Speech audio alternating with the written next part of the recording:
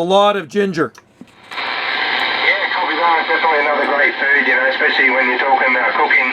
You know, garlic and ginger go yin-yang. They're the best things as a mix there when you're, you know, cooking up a nice stir-fry. There's nothing better than fresh ginger and fresh garlic out of your own garden there, mate. Yeah, it's great growing your own stuff. And I mean, organic is best. I mean, they always charge you a lot more for it at the store. So, hey, if you got a little bit of extra room on your property and you can grow your own organic veggies, it definitely tastes better, that's for sure. I wish I could come up with some sort of word like that. You know, I guess the people that initiated that word organic would be sitting pretty at the moment there, Joe. Yeah, because most of it's not really 100% organic anyway, right? I mean, true organic, I mean, you can't even have treated fence posts. I mean, there's probably lots of pollution that falls out of the sky on it too. So what is true or real organic, right? Yeah, exactly. No, that's the point that I sort of make there, and you picked up on it straight away. You know, really, they can say this, they can brand a packet with something that realistically you got no idea unless you were the one that was packing it into that packet there, and you know, saw it from its first process there, or when it first was, I guess, grown and then packaged, and that's half the issue these days. You know, here in Australia, a lot of items need to be stored for a fair bit of time because of the transport that it needs to deal with. So, you know, for example, citrus, you know, they do a lot of gassing and stuff there to keep it shelf life back here. They do that. They probably treat a lot of stuff like apples. I know apples kind of have this waxy film on them. They're super shiny. And I know they put a coating on them so they last longer in the store because there's no apples being picked in the wintertime here. And when you see BC apples in December, you know those things were picked in the summertime.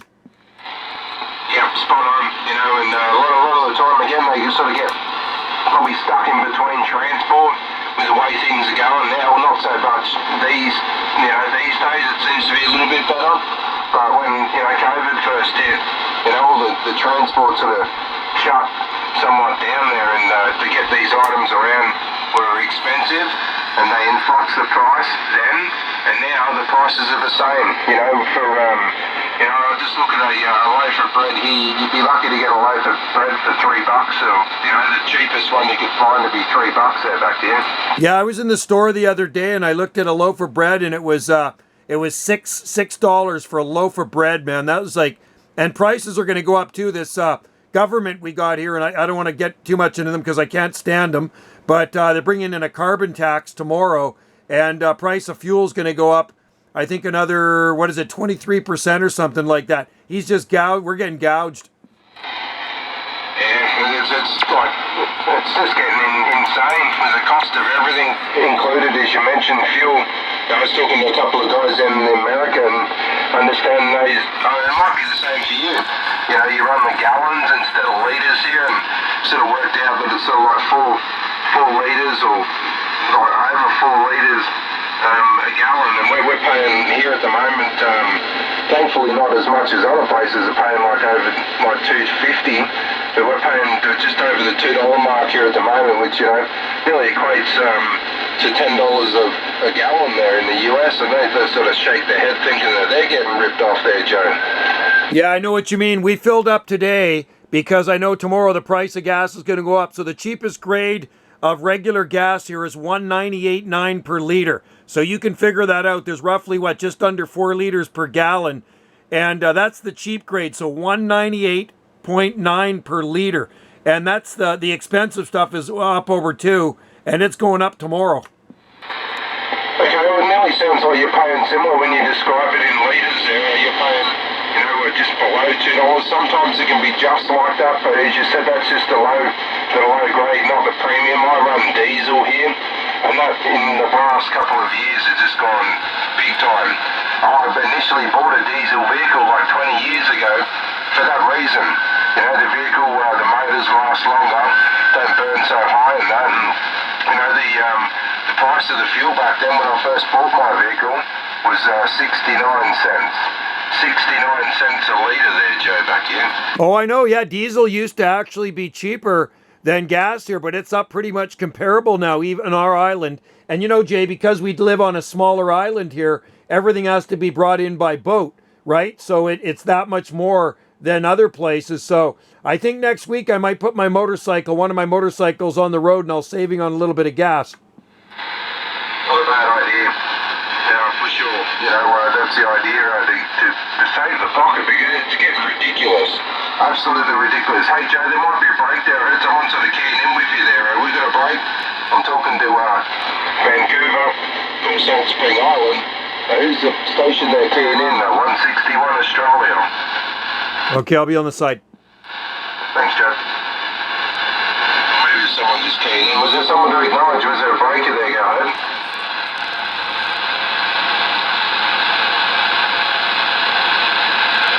Jay in Australia, late night skip. Copy that. Radio Canada is at 138. I can't hear the guy he's talking to, but that's my buddy Jay in Australia.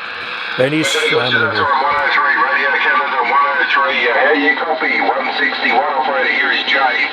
I'm chatting to a real good friend of mine up there in close to you in Salt Spring Island there at the moment in British Columbia. So I'm thinking, you got operator Jay 161 on the east coast of Queensland. Slamming in here, 30-40 over, man. It's about 9 p.m. to 9 p.m. at night. So this is late night skip. This is the best skip. It's so quiet. There's no junk on these lower channels. I don't usually hang out on these lower ones much, but we're on channel 40, 27405. The only live copy there is you key back, or is you key off there. Sort of no signal, but your audio's still coming through there, 103. So hopefully you had a real good, we're having a good Easter. We're coming towards the end of it quite sharply here. So all the best there in Vancouver from 161 Australia. Cheers and beers, mate. We go right back to you there. I guess that's too close for you to pick up Vancouver. That's a real short skip for you there, Joe. Go ahead. Yeah, I could not hear that guy at all, man. You're hitting me at 40 over, 30 and 40 consistently, Jay, and I couldn't even hear him. Yeah, it's interesting, isn't it, the way everything works there with the radio. You think someone's so much closer, you're going to be, and someone's probably not familiar with the radio so much. They just assume that, Vancouver to your locality is going to be a whole bunch easier to talk to, but it's not the case, as you can see, mate, back here. That's right, and I do have my beam pointed towards the South Pacific on the flat side, so if he's on a vertical, it could be a bit of a problem. QSO, because you're also right up into the red. I've also got your 1020 over here at the moment. No problem. The audio's just smacking through. It's like, it's sitting with you there. So you're like the local, come on in. The beers are cold there, Jogo. Oh, I love this kind of skip. I just came out to the radio room. I was in the house on Twitter just looking at a few memes. I love looking at funny memes. I said, I'm going to go out to the radio room just to see if there's some skip coming in. And I turned on my old 458 on a vertical ground plane. I heard you coming in. I said, that's it. Let's switch to the RCI and the beam. And now you're slamming and you're way up into the red, man. Super loud. Nice, Mother Nature be helping us out here for sure. It's been quite wet, so we've got a water-cooled antenna. It's probably dried up by now. It's been probably one of the clearest days we've had for, near a week now. It's been very, very wet here. There's a lot of moisture in the ground, which is great. We're really good coming into winter.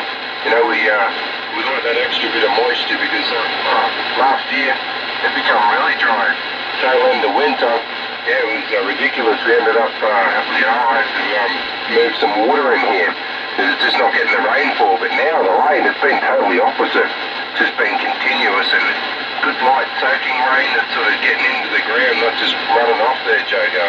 I don't mind the rain, you know what? I mean, it's before you know it, it's going to get really dry here, and it's been beautiful here the last few days, and I see all of next week supposed to be really sunny and nice, because we do need it for our well. We're on a well here, and that's where we get our water, Jay, so it's good for the aquifer when we get the rain, because once the high-pressure system kicks in, it goes for many months without any really measurable precipitation, so we'll take it while we can get it there, right?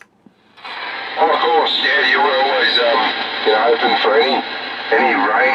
Sometimes the events can be quite nasty here as well, and now when we're coming towards the end of that, now that we're coming out of the warmer season, the cyclonic activities sort of dissipating now, so it's looking better for us weather-wise, so it's nice to see the rain that we're seeing. What we're seeing at the moment, and then also saying there across, there in America, like California, see they're really prone to fires there in the bushfire season. They're getting a lot of snow. I've been talking to Parker a fair bit here just with this weekend just gone. I got a good 8 foot of snow there back here. Yeah, that's crazy. I know they got dumped on up in those mountains. And, you know, they get some pretty crazy fires down there in California. It seems like pretty much every year they're getting those brush fires. And even here in British Columbia, we get a lot of forest fires. And sometimes we do get a little bit of smoke that infiltrates our island for a few days, and it's pretty nasty stuff. And I know where you are in Australia. You also have had some pretty nasty fires down that way, Roger. Yeah, well, thankfully not too bad where we are, but when I say that, there was some pretty close ones, and that was like before our summer. It was like spring, just the very, very start of spring. And it was not good because it was so dry here, you know, but then it was just only a month after that where we had just continuous rain, so it dampened all that, you know, there wasn't any great fire concern. So there's definitely always, the weather is all part of it, isn't it? And I did hear someone keying there saying 8 inches at 8 feet of snow. Parker up in the high Sierra, yeah, his antenna actually fell down and he had to just run the vertical for the reason. I think he's only just got it back up there, Joe, back here. Oh my God, they probably get that wet, heavy, sticky snow. We had a dump of that in middle of January. You know, really mild winter. Then we had 3 days of really cold weather in the middle of January, and we got a dump of snow, and it totaled about 10 inches, and then it turned to rain. But it was, I looked at my antenna there, and it was like covered in this wet, sticky snows like glue. So I couldn't imagine 8 feet of it, Jay, man. That could do some damage. Yeah, 100%. And I'm just knowing Parker in regards with the event last time he was sweeping snow off his roof, and it ended up collapsing his back deck there at QSO.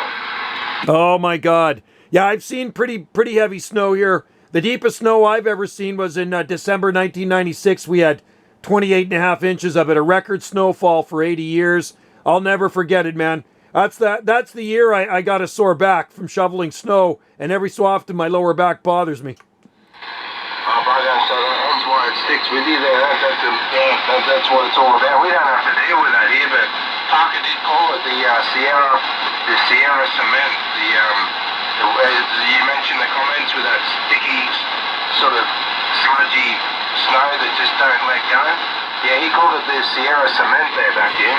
Yeah, no, that's the same stuff we get here. It's usually really wet snow. It's very rare that we get powdery snow. Maybe right at the beginning of a cold snap when, you know, temperatures are, you know, down like -3, -4 degrees Celsius, maybe -5 Celsius. It can be dry, but it never lasts that long, the cold, and it warms up and it makes it really, really wet. It's kind of the worst type of snow. Out in the prairies and stuff in the middle of Canada there, they get really cold temperatures, so their snow is different. It's very, very powdery and dry. Yeah, affirmative. Once again, we don't see anything of the like here. You know, being in the tropics, we do not see anything of the like. You know, the only snow I see is on TV, you know, realistically. So we're in a great climate here, which I'm sure you'd love it too, knowing, you know, you'd be a big green thumb. But regards with Parker as well there in the high Sierra, he's loving it as well. It's right up in his alley. Because you go see, as Nikki mentioned here in the show, check out all the snow bunnies, gets his skis on. Yeah, he still enjoys getting in and out amongst the elements there back here. Yeah, I used to do a lot of skiing myself, but it's kind of hard living on this island. I've been here for over 3 decades. And, you know, the ferry and everything like that, it's just so expensive to go skiing. I used to ski up at Whistler a lot. But, I mean, for a lift ticket for one person, it's probably like $200 now. It's absolutely ridiculous. So I would prefer to be where you are right now, man. If I could be in the tropics, Jay, it would be absolutely awesome, man. I love it. You can grow avocados down there, citrus. You got it growing. You got it going on down there. Hey, you're right on there. We are blessed, you know, with such a great climate here in the Capricorn coast. You know, it's very, very stable. You know, the humidity can be a bit of a killer for a lot of people that move to this area. It takes a lot of getting used to. You know, I guess if you're born and bred with it, it's all so easy. But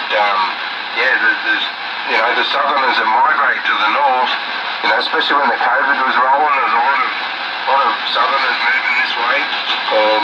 yeah, a lot of them didn't stick with it. They just couldn't deal with the humidity and the hot climate. So it's a great thing, you know. And sometimes it's not so good, you know, because it can attract a lot of other issues in regards to, you know, especially when it's wet and really humid all the time.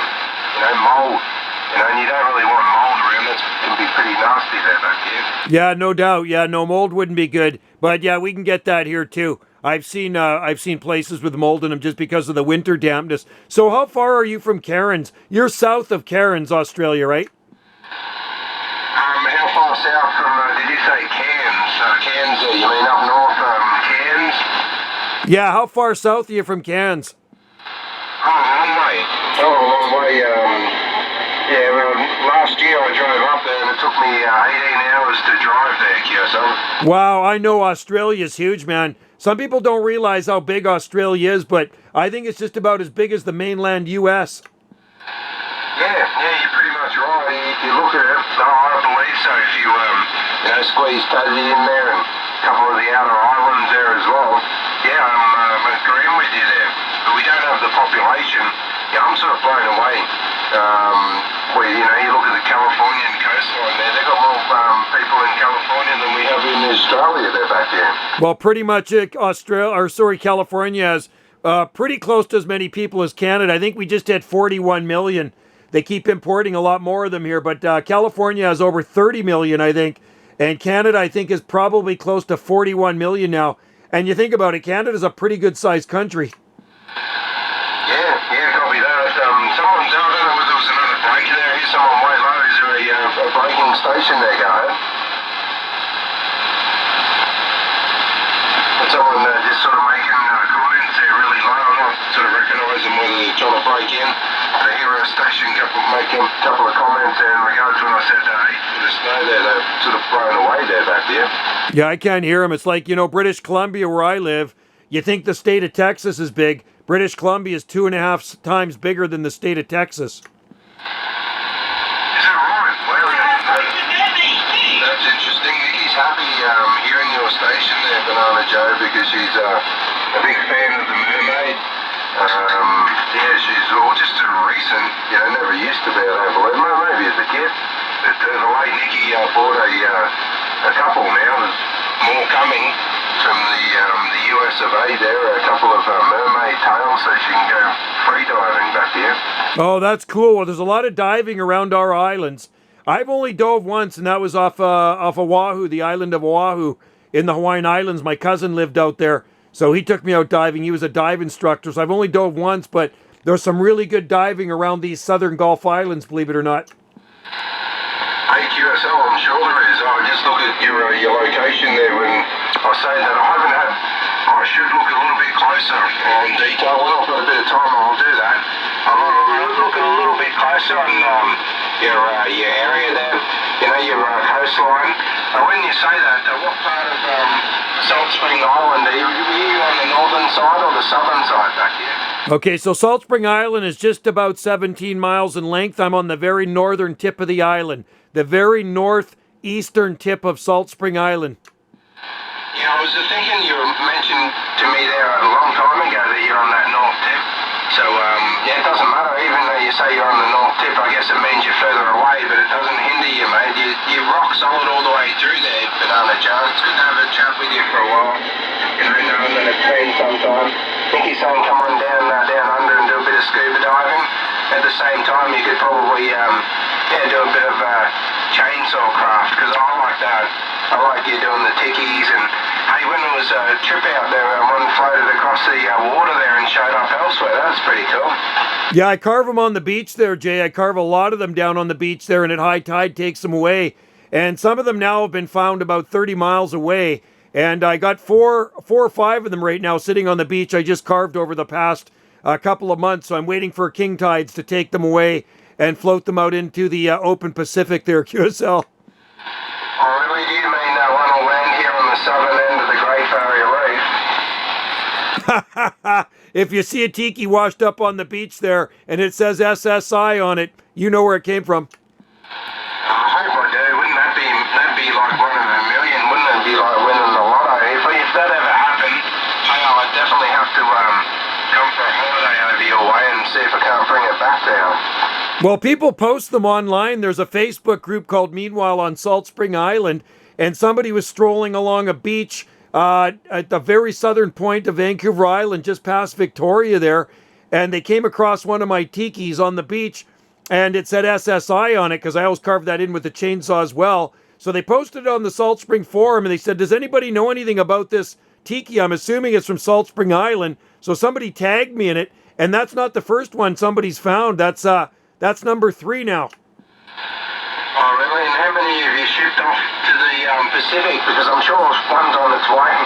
Oh, I can see it. It's floating. It just unfortunately got knocked with a bit of low pressure and a few cyclones there, QSO. It could, man. It could make its way. They make their way out to the open Pacific Ocean. So I had, I had quite a few of them on the beach there. More than half a dozen of them. And then I carved, there's 4 or 5 of them on the beach right now. So the current always goes that way, and it takes them out through the Harrow Strait, Juan de Fuca Strait, past between southern Vancouver Island and Neha Bay in Washington State, and right out into the open Pacific Ocean. So it is very possible, but it's going to take a long time to get to Australia. Oh, good. We'll be patient. That's it, some say patience a curfew, but we'll just stick with it and see what rolls. At least if someone else in Australia finds on to be magical, down there in New Zealand, New Caledonia, wherever, Samoa, Hawaii even. Yeah, it'd be nice to see one show up on the shores of, I guess, Hawaii. So you just never know. That's a beauty, I see a lot put notes in bottles, and those things have sort of floated a hell of a long way there, eh? And I've done that when I've been on Maui. I've thrown them in the ocean. I've done them here too. So that's the way I kind of look at these tikis. I kind of think of them as like a floating message in kind of like a message in a bottle, kind of like floating folk art. You just never know where the current's going to take them, right?